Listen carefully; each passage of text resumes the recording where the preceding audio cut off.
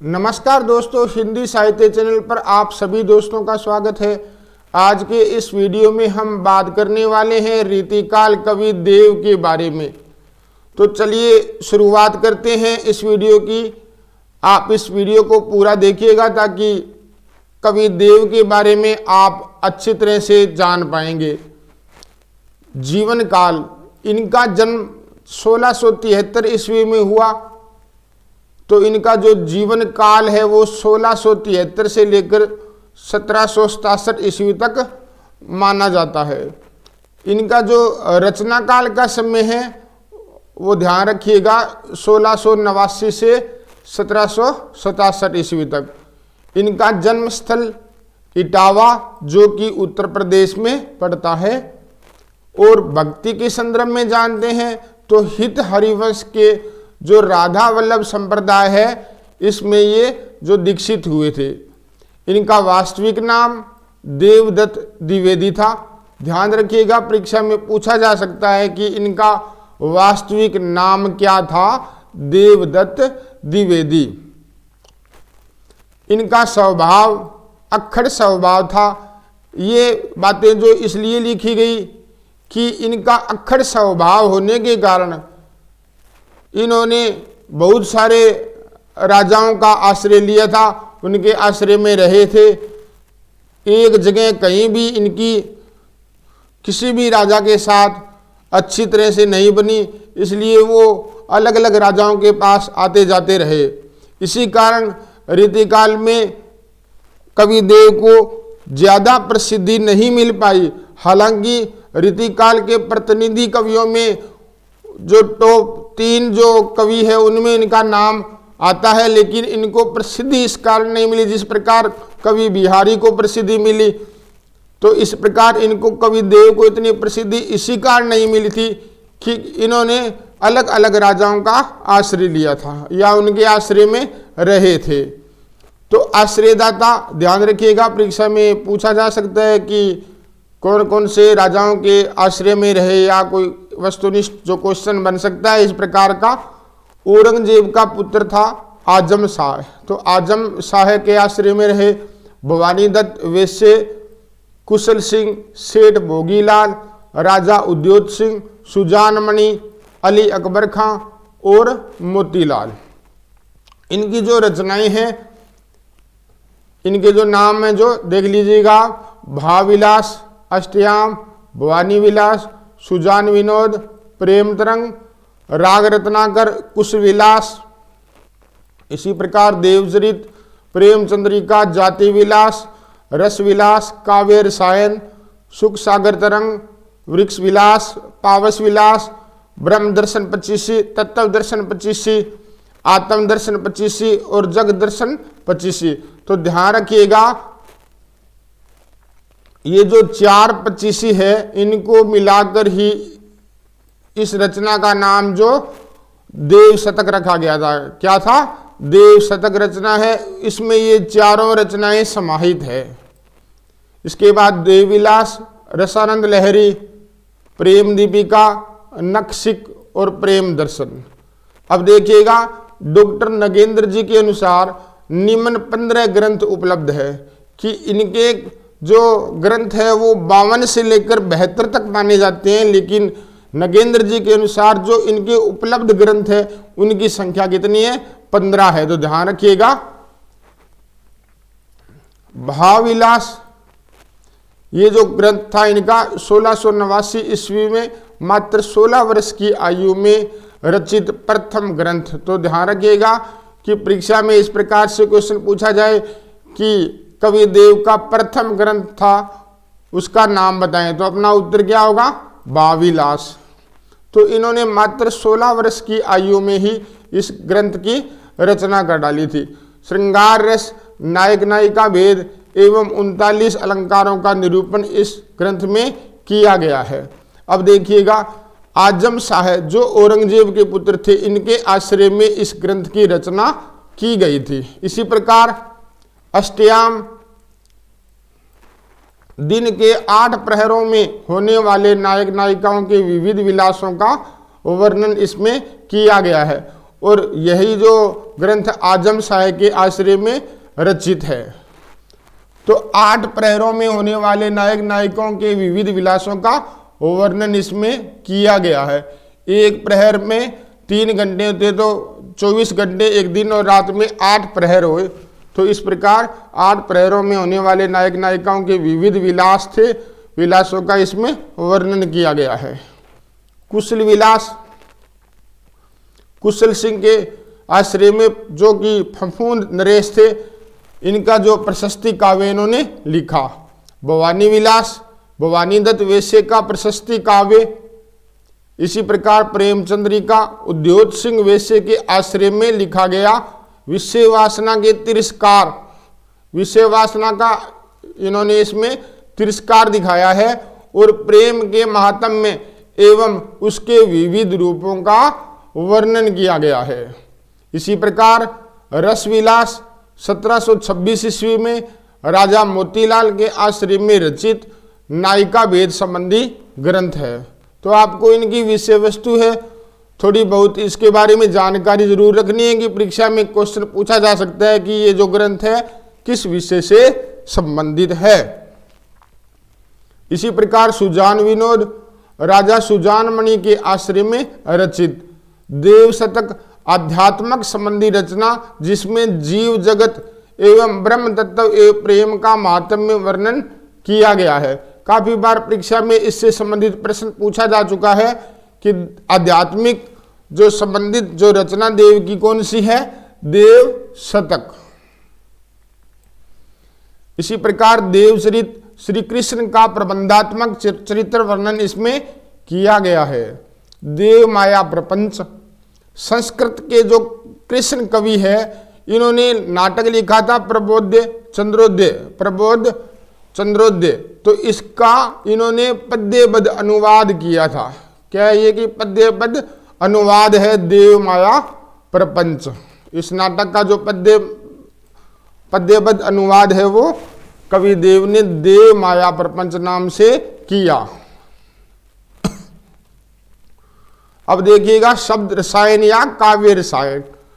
भानुदत्त के रस मंजरी एवं रस तरंगिणी, ये जो इनके 2 ग्रंथ थे भानुदत्त के, और मम्मट का जो काव्य प्रकाश था। इसी प्रकार विश्वनाथ का जो ग्रंथ साहित्य दर्पण है, इनके आधार पर काव्य स्वरूप, शब्द शक्ति, नवरस, नायक नायिका भेद, रीति, गुण, वृत्ति, अलंकार एवं छंद विवेचन किया गया है। तो इन ग्रंथों का इन्होंने सहारा लिया।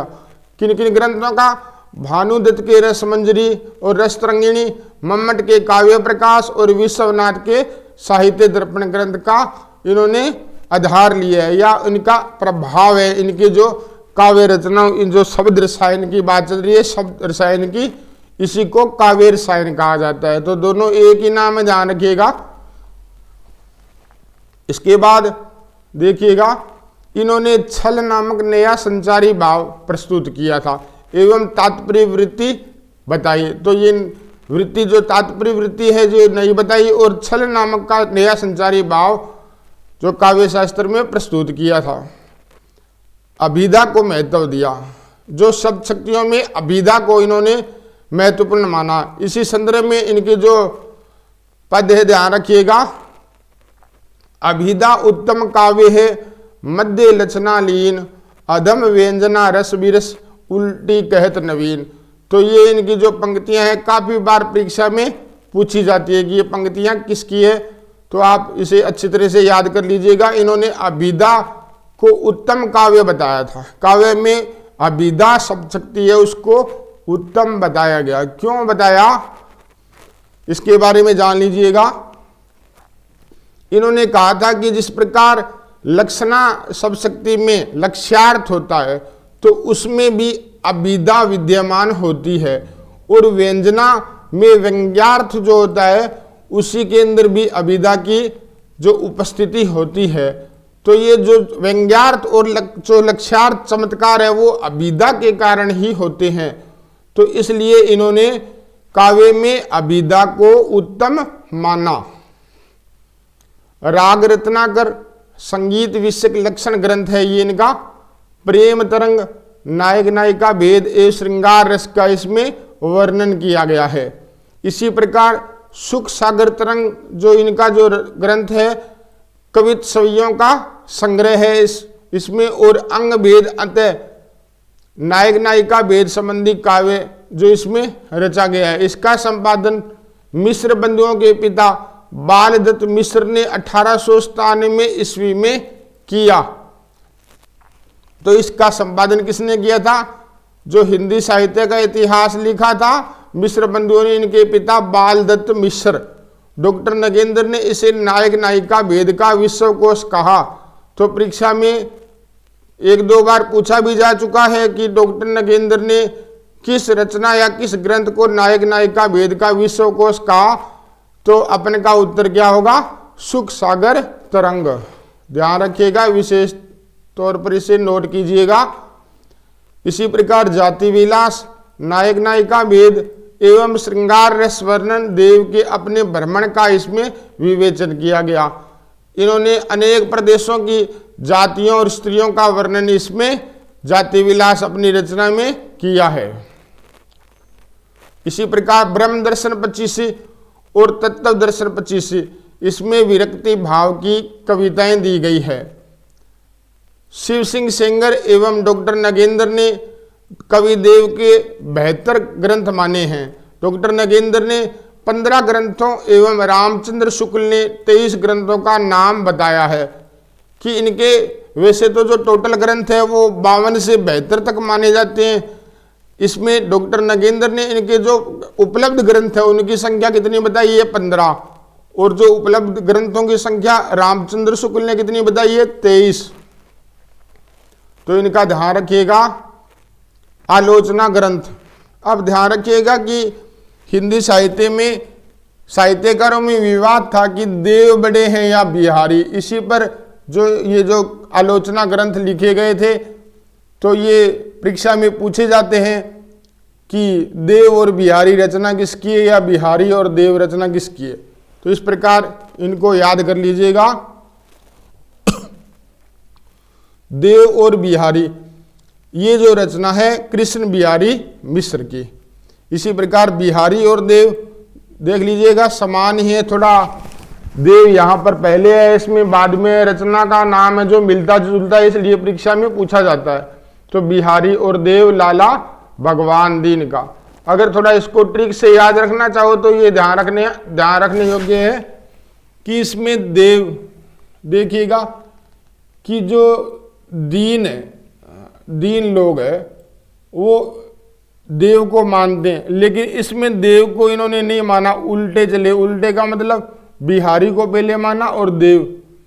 इस रचना में जो देव शब्द दिया है वो ध्यान रखना आप कि दीन लोग है वो बिहारी को मानते हैं, देव को नहीं मानते, इसलिए इन्होंने जो रचना की बिहारी और देव। ये थोड़ी सी ट्रिक के सहारा लेकर इसे याद रखना आप, ताकि आपका जो ये प्रश्न गलत ना हो। इसी प्रकार देव और उनकी कविता रचना है वो डॉक्टर नगेंद्र की। विशेष तथ्यों में हम जानते हैं कि हिंदी साहित्य जगत के एकमात्र कवि जिन्होंने मौलिक उद्भावनाएं प्रकट की, जो भी इन्होंने लक्षण ग्रंथ कुछ ऐसे लिखे जिनमें इन्होंने किसी भी ग्रंथ का सहारा ना लेकर अपने जो प्रतिभा से इन्होंने मौलिक उद्भावनाएं प्रकट की है अपने ग्रंथों में। इनकी रचनाओं में पदों का दोहराव प्राप्त होता है। किस प्रकार? जैसे पदों में थोड़ा बहुत परिवर्तन कर नए शीर्षक से कविता लिख देना, तो इसकी जो मात्रा कवि देव के ग्रंथों में अधिक पाई जाती है। छल नामक नए संचारी भाव एवं तात्पर्य वृत्ति का इन्होंने प्रस्तुत किया है। आचार्य भोजराज की तरह श्रृंगार को मूल रस माना, भूलई कहत नव रस सुकवि सकल मूल श्रृंगार। तो इन्होंने भोजराज की तरह श्रृंगार को मूल रस माना। अब देखिएगा परीक्षा में बहुत बार ऐसे प्रश्न जो पूछे जाते हैं कि ये जो कथन है किसके बारे में कहा गया है या किसके लिए कहा गया है। तो कवि देव के बारे में महत्वपूर्ण जो कथन परीक्षा की दृष्टि से बहुत ही महत्वपूर्ण है। हजारी प्रसाद द्विवेदी जी ने कवि देव के बारे में क्या कहा? प्रेम चंद्रिका, रस विलास, प्रेम 25 में देव उत्तम कवि के रूप में विराजमान है। तो ये कथन है हजारी प्रसाद द्विवेदी जी का। देव की ध्वनिशीलता रीतिकालीन काव्य भाषा में अप्रतिम है। तो ये कथन किसका है? राम स्वरूप चतुर्वेदी। शुक्ल जी का कथन देखिएगा, इनका सा अर्थ सौष्ठव और नवोन्मेष बिरले कवियों में मिलता है। इनकी भाषा में प्रवाह है और कहीं कहीं शब्द व्यय बहुत अधिक है और अर्थ अलग, अर्थात इन्होंने अपनी रचनाओं में बहुत ज़्यादा शब्दों का इस्तेमाल किया है और अर्थ उनका थोड़ा है। तो ज़्यादा शब्दों का इस्तेमाल व्यय किया इन्होंने। ये किसका मानना है? आचार्य रामचंद्र जी शुक्ल। शुक्ल जी का एक कथन और देखिएगा, इनके लिए कवित्व शक्ति एवं मौलिकता देव में खूब थी, पर उनके सम्यक स्फुरण में उनकी रुचि विशेष प्राय बाधिक हुई। ये कथन भी रामचंद्र जी शुक्ल का है। नगेंद्र जी ने इनके बारे में क्या कहा? कल्पना की ऊंची उड़ान के परिणाम स्वरूप रंग वैभव और प्रसाधन सामग्री ने इनकी बिंब योजना में विशेष सौंदर्य की सृष्टि की है। तो ये कथन है डॉक्टर नगेंद्र जी का। तो दोस्तों, आज हमने इस वीडियो में कवि देव के बारे में पूरी जानकारी पढ़ी। अगर आपको इस जानकारी से पूरी तरह संतुष्टि हुई तो आप इस वीडियो के नीचे कमेंट बॉक्स में ज़रूर लिखिएगा। इसके अलावा ध्यान रखिएगा, ये जो आप कवि देव के बारे में जितनी भी सामग्री आपको बताई गई है, अगर आप इसे पढ़ना चाहते हैं तो हमारी जो वेबसाइट है www.hindisahitya.com नाम से, उस पर जाकर पढ़ सकते हैं। इस पोस्ट जो आर्टिकल जो लिखा गया है हमारी वेबसाइट पर भी आपको मिल जाएगा। इसका लिंक है वो जो वीडियो के नीचे डिस्क्रिप्शन बॉक्स में दिया गया है, तो आप वहां जाकर देख सकते हैं। तो नए वीडियो के साथ जल्द मिलेंगे दोस्तों, तब तक के लिए धन्यवाद। जय हिंद, जय भारत।